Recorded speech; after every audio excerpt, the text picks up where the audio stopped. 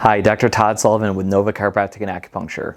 One thing that makes us unique here at the office is we combine not only the traditional chiropractic care for the joints in your spine and your back and your neck, but we also treat the muscular component as well. I thought to myself, why wouldn't you want to treat both the muscular and the joint component when you have an injury? Because usually when you injure a joint, you just don't injure one or the other. It's a combination of them.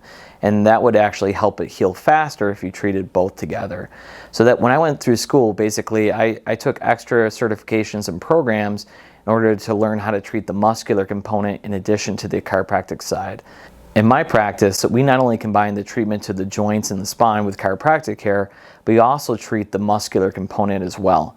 And that's really helpful because it helps speed up the recovery for patients, helps them get out of pain faster, and we get better outcomes. So if you're dealing with any neck or lower back pain, give our office a call at 703-912-7822 or schedule online at novachirowellness.com.